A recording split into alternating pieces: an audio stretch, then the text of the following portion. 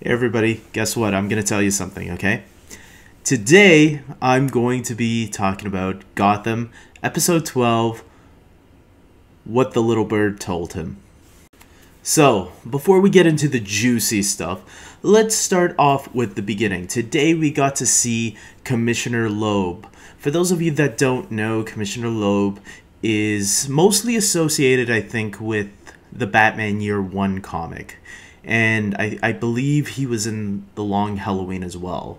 Or maybe his story arc finished in The Long Halloween. In Batman Year One. I can't remember right now, but he was also the commissioner we saw in Batman Begins. So it's kind of cool that they brought him finally into this series, because I was kind of wondering, who is the commissioner? And I thought it was Sarah Essen. But I guess not. I guess Commissioner Loeb is the commissioner. So, okay.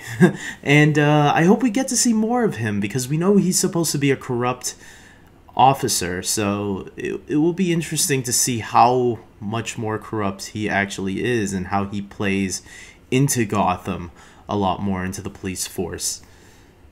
Another thing I really thought was cool about this episode was Edward Nygma. His scenes going on. I really liked his little crush on Miss Kringle. We only got like 2 or 3 scenes of Edward Nygma, but from what we got, I enjoyed it. I thought it was really cool, and I kind of felt bad for him, man. That this bitch was like, oh, this guy's so weird. I mean, I get that. I get that he's like a little weird, but come on, don't be mean to the guy. I mean, he can hear you, and, like, at least wait and make sure the guy's out of the area. But instead, no. They say it pretty loud and clear. And Edward hears that, man. I mean, no wonder the guy goes evil. Poor man.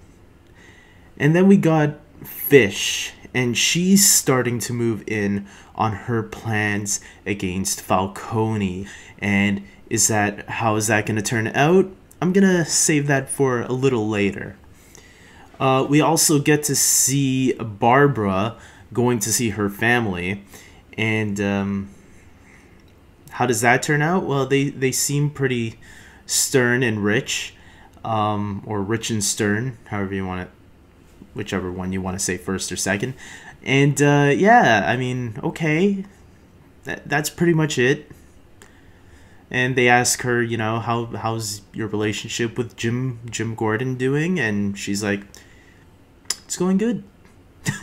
And yeah, I mean, by this point in the series, I don't even know what the writers are doing with this character.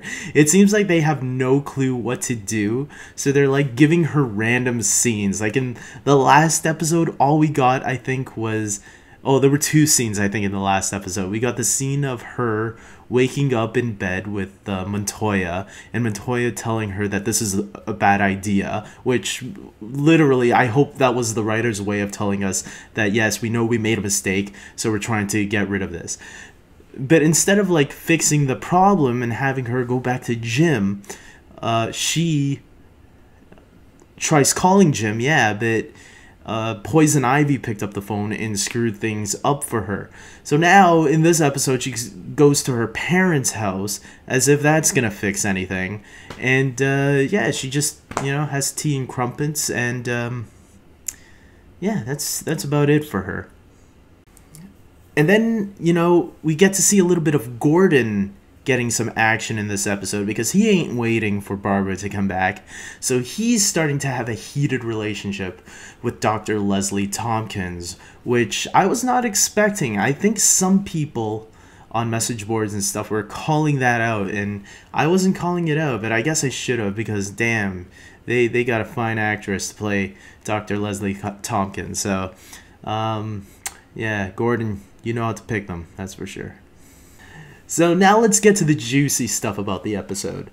We get to see the return of Jack Gruber, the Electrician from the last episode. And yeah, we find out he returns to get revenge on Maroni for something Maroni did to him, which escapes my mind right now, a while back. So that's pretty cool. The Electrician to me is pretty creepy, in his own right. So it's cool that we got to see this guy back. I was still kind of hoping for him to turn out to be like Hugo Strange, but I guess that's not gonna happen. So, but for what he's worth, he's a creepy villain. So I'm glad we still got him around. We also learn that, you know, as I said earlier, Fish decides to finally move in on her plans against Falcone.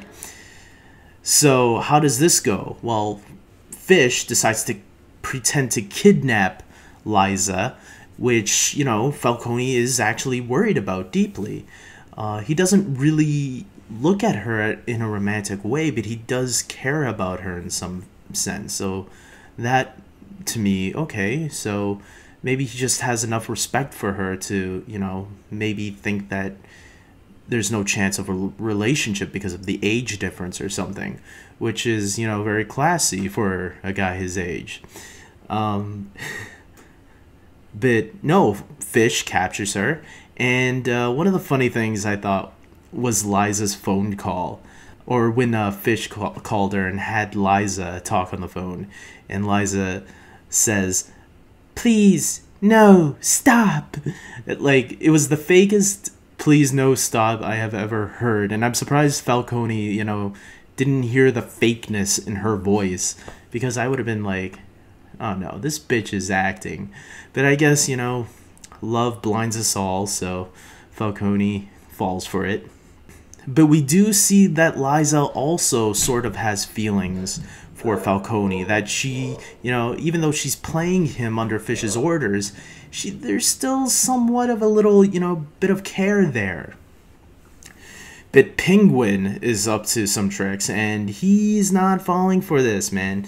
Penguin knew for a while now that, you know, Liza was working for Fish, but he kept it a secret until now, where he finally decides to tell Falcone about this crap. And before he can go tell Falcone, you know, he gets knocked out by the Electrician at one of Maroni's clubs, or at his restaurant, and accidentally lets it slip that he was gonna go and meet Falcone to Maroni, which gets him in a little bit of trouble, which I was like, oh crap, Penguin's in trouble.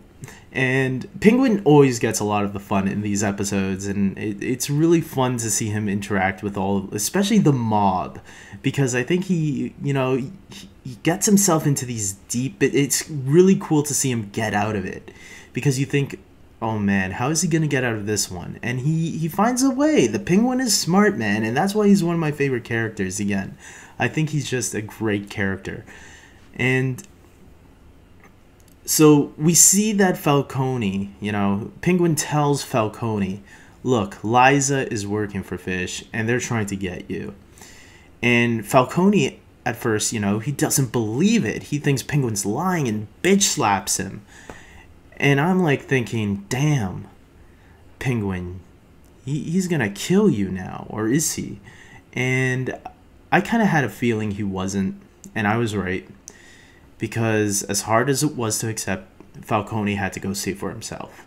So he goes to Fish, and what happens? There's this huge confrontation, and this is how the episode pretty much ends, with, you know, a whole blowout against Fish, and Falcone literally chokes Liza to death. And I'm like thinking, damn. Yeah.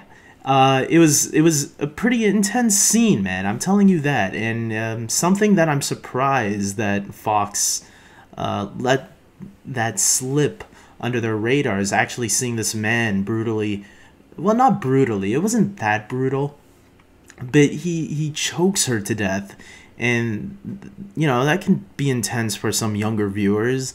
And I don't know if younger viewers are watching Gotham, so maybe they know something that I don't. But I'd expect that, you know, it's a Batman TV series. Kids like Batman, so why wouldn't kids be watching Gotham? But who knows? I could be wrong, and maybe, you know, they know who their target audience is, and that's good enough for them. Their target audience is not kids, it's adults, so if they want to choke a woman to death on screen, go for it. That's something I probably would see on HBO or AMC, but what do I know? So, with that being said, guys, I am going to give this an 8 out of 10. I really enjoyed the episode. I thought it was really great. I felt that it really smoothed. The episode really had a really nice pace to it. Nothing really slowed down the episode. I was enjoying everything that was going on scene by scene. And even though it wasn't perfect, I really enjoyed it a lot, and yeah, that's why I'm giving it an 8 out of 10, and I can't wait to see what happens next time, especially now that Falcone has Fish. And is he going to beat her? Is he going to, keep her in a prison cell and locked up for the rest of her life? I doubt that, because I doubt that's the way the mob works. For sure, there's going to be torture involved. Penguin, man, that slimy little scuzzball. I love the way that he came to Fish towards the end and just smiled at Fish and just smudged it in her face that, yes, see how the tables have turned. Man, it was a good episode. I really enjoyed it, and I can't wait for next time, man. This is great. And if you didn't know, Gotham has been picked up for season 2. And it's looking good. It's looking good. I can't wait. I can't wait to see how this season is going to end. And I can't wait to see how they'll play more around with season 2. It's going to be good. It's going to be good. So, until next week, take care.